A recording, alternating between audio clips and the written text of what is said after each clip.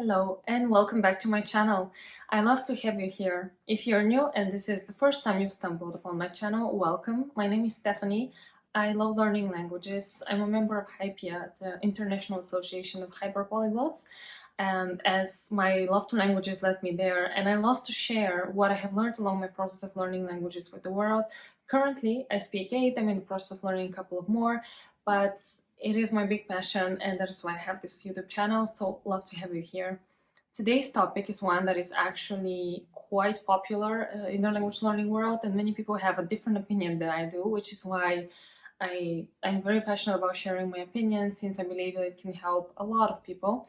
That topic is the topic of learning several languages at the same time, and usually it's something that is persistent as a myth in the language learning community, that it's not a good idea. I believe it is, and I really want to share why in this video.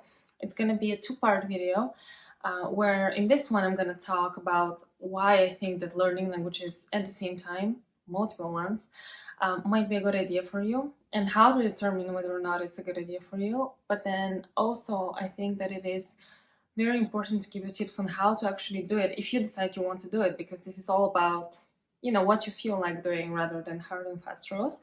So if you decide that you want to study several at the same time, I'm going to be giving you tips on exactly how to do that in next week's video, so as not to make this too huge. So stay tuned for a continuation of this video. To give you a little bit of a background, it is a topic that I also spoke about at the Polyglot gathering online a couple of months ago, because it is something that I'm very, very passionate about.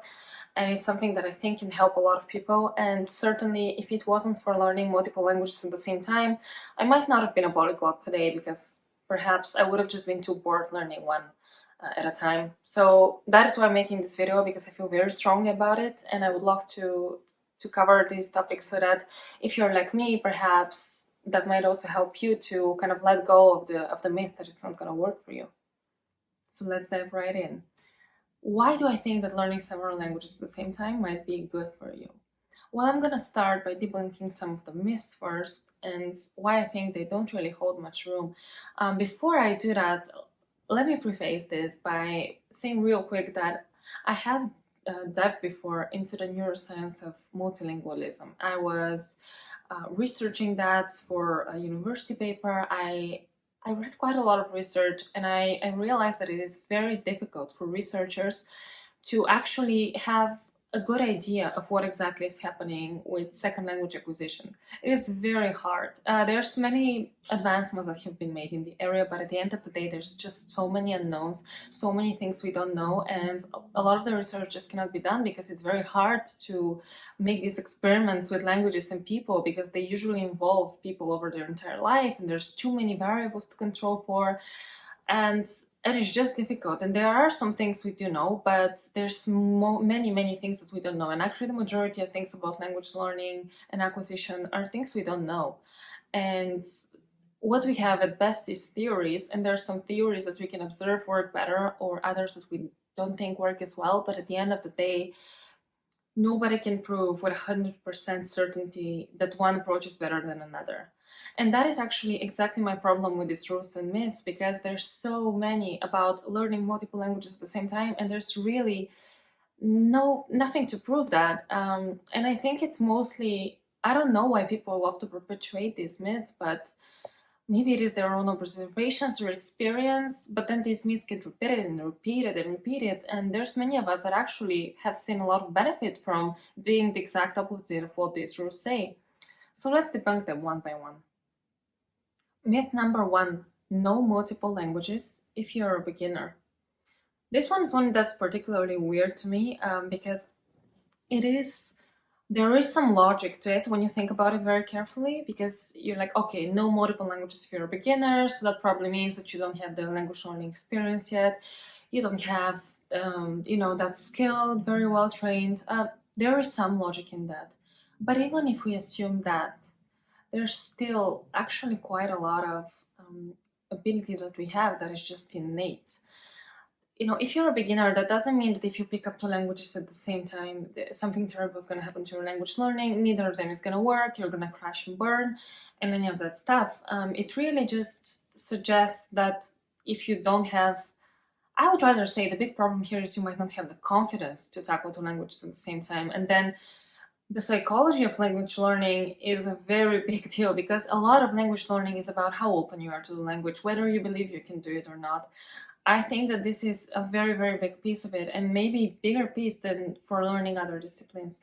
It's huge, really, whether you believe you can do it or not, and whether you have that confidence. So maybe beginner learners don't have that confidence, but you can build that confidence. You can convince yourself that you can do it, because frankly, it also ties into another myth, by the way, which is not exactly the topic of today's talk, but this myth that somehow children are better language learners, which I actually disagree with. But you know, even children that have had zero experience with languages, right? Like babies, toddlers, they're able to grow up bilingual at times, or trilingual, and just because they're being exposed to different languages. So it's not that it's something that you need to build up your skills to do. It's mostly when you're a beginner, you might not have the confidence that you can learn two languages at the same time.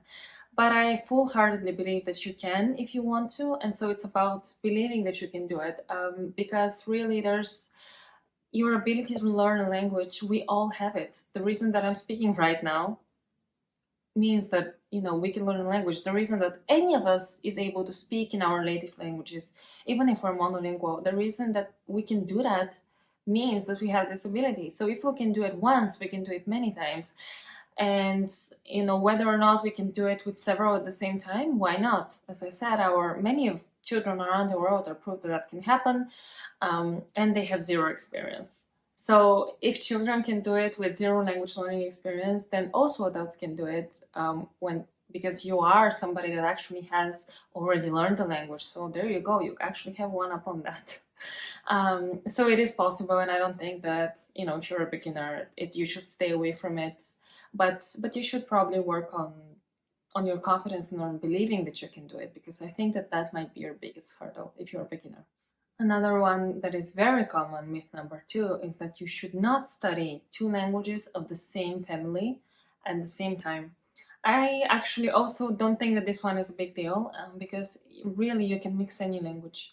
For me, at least from my own experience and the experience of other people that I've talked with, a lot of times it doesn't really matter if it is within the same family that you confuse languages. Sometimes you can confuse them very easily if they're from completely different families as well. That happened to me actually years ago when I was doing this internship in Germany.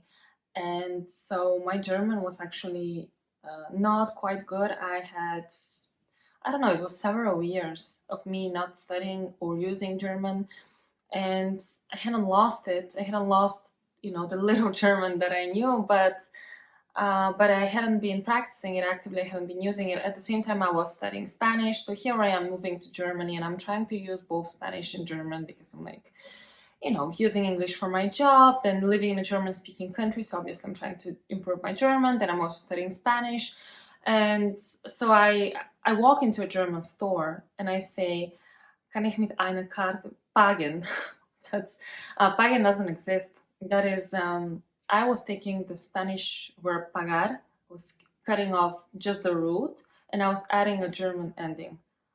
It's not even, it's code switching to a whole different level. It's not even inserting a Spanish word into a German sentence. No, I actually Germanized the Spanish word by actually switching up its ending completely, and just, I don't even know how I made that mixture, but, you know, I didn't use the German word for pay, which is bezahlen, right? When I was asking for, you know, can I pay with a card? I was like, Spanish root, German ending. That example from my own life was actually something that made me believe that it doesn't matter. And I have mixed languages that are so diverse that have nothing to do with each other. These days, I find that my Greek wants to creep in many of the other languages that I speak. I don't know what that's about. I don't know why it keeps creeping everywhere. These days it's just Greek, whatever it is with it, but it just creeps in every other language. And Greek actually belongs to a language family that is, you know, with just dead relatives. There's no other living relatives of Greek.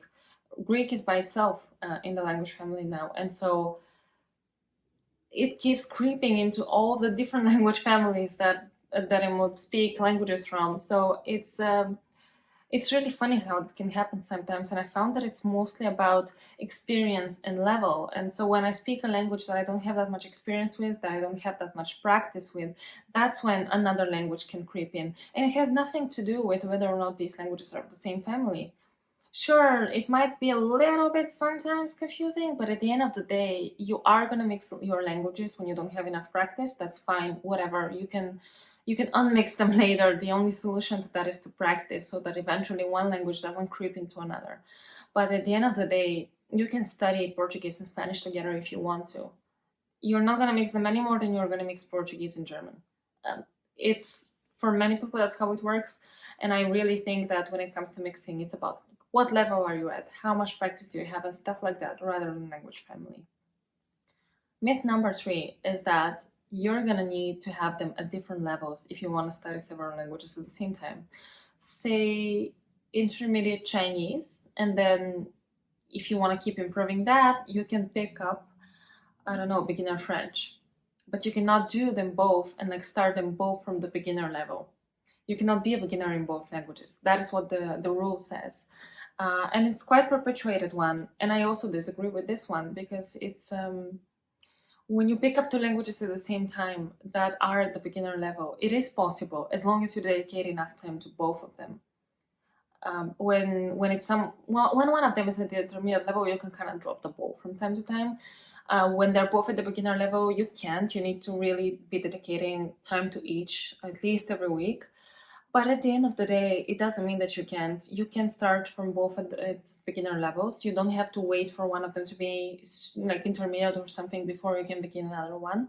I've actually started multiple languages, like 2 at the same time, or like 3 or more, at all at the beginner level. And it's really about how many can you handle, is about how many you want to study, and then what your schedule is like and other external factors. But really, it's not about ability. It's not going to bring you more confusion. It's not going to make it harder. It's going to make time management harder. That's the only thing. But that doesn't mean it's not possible. That doesn't mean it's a bad idea. And that doesn't mean that it's going to do something catastrophic to your languages or your learning. So what are the benefits of studying several languages at the same time? Why do I think it's a good idea? First of all, as I already mentioned in this video, it is important that you want to do it. So if you don't want to do it, don't bother. You don't have to study several at the same time, just like you don't have to study only one at a time. But that being said, if you're wondering what the benefits might be, if you're curious about studying several at the same time and you're wondering, okay, what benefit can it bring me? I actually call it language learning on steroids. I am that big of a fan of studying several at the same time, and there's many benefits. One of the many benefits is that multiple languages at the same time actually uplift each other. And that can be in terms of many different things. For example, vocabulary. It's very efficient at times to learn vocabulary if you're studying multiple languages at the same time. It's a no-brainer if they're closely related, because you can study words that are very similar, but like their endings are a little bit different, say between, I don't know, Italian and French. You know, sometimes the difference can be simply like Italianizing a French word or something of the sort. There's a lot of cognates, and that can really help. You're studying them together, or you're studying, for example, a grammar point. You're studying the subjunctive in the Romance languages, and if you're studying it in multiple languages, then it's kind of like killing several birds with one stone. Not even 2 birds, could be more sometimes. It's about you're going over that same concept and you're seeing it applied to different languages, and that can actually save a lot of time because you learn it once and then you're kind of like, okay, I'm learning these several languages together. I learned what the subjunctive is about, which is present, and now I'm just gonna kind of see what the different use cases are in those languages, which are not many, by the way. It's not that it's used identically in all Romance languages, but there are not that many differences. So that can really help with vocabulary, with grammar. It can also help with languages that are not similar. They don't have to be from the same family for you to reap the benefits.